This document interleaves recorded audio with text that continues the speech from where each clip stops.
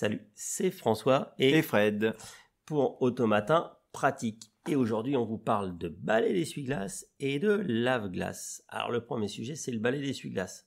Alors, le premier conseil, c'est quoi ? On peut régulièrement les nettoyer avec un chiffon et de l'alcool ou du lave-glace. Sinon, tous les petits résidus des arbres ou autres vont vous faire des stries sur le pare-brise. Puis toute la merde, parce que quand on regarde, c'est bien noir quand tu nettoies le truc, quoi. Ah et oui, ça va t'enlever les impuretés, ça va faire qu'il va moins s'user, qu'il va moins justement prendre les impuretés et de faire qu'il a des petites bosses et que ça essuiera pas bien. Et en plus, ça peut éventuellement vous faire des petites stries sur le pare-brise.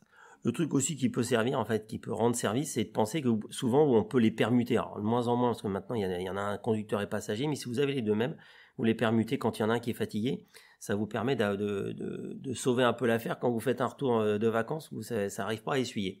Et puis l'autre petit conseil, ce qui est plus pour l'hiver, c'est de mettre un petit coup de pchit genre WD-40 sur l'articulation si vous n'avez pas des flat blades, là, ceux qui sont tout lisses, mais les anciens balais d'essuie-glace.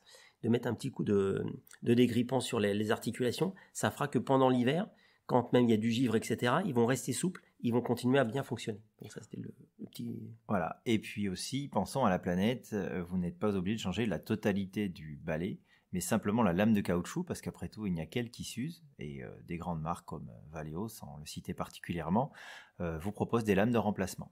Et ça se trouve sur Internet, donc on peut remplacer. Alors c'est un peu du bricolage, mais aussi ça permet, si vous avez un véhicule un peu particulier avec des balais d'essuie-glace qui sont ultra chers, parce qu'on les trouve que chez le constructeur, ou qui sont pas faciles à trouver, ça peut être une bonne solution. Et puis l'autre chose qu'on a vu, un cutter à balai d'essuie-glace, parce que en fait c'est l'extrémité de la lame caoutchouc qui s'use.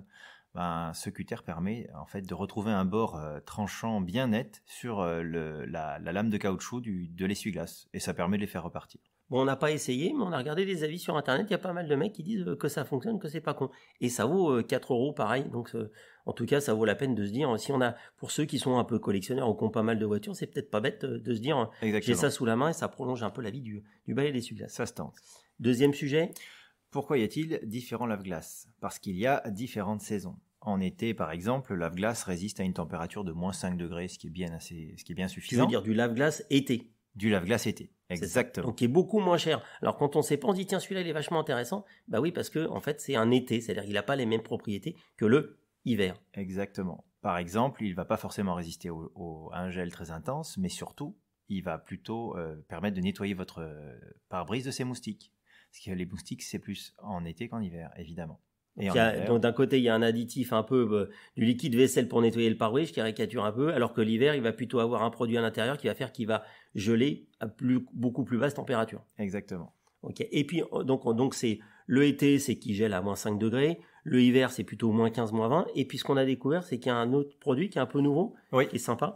Donc lui, c'est celui qu'on appelle le dégivrant. Donc d'une part, il résiste à une température de moins 30 degrés, et d'autre part, lorsque vous le pulvérisez sur votre pare-brise, eh bien, il ne se contente pas de le nettoyer, mais il peut également dégivrer, faire littéralement fondre les cristaux de givre qui sont sur votre pare-brise. Et donc ça, c'est quand même pas mal. Quand ça évite de mettre le morceau de carton pourri sur le pare-brise.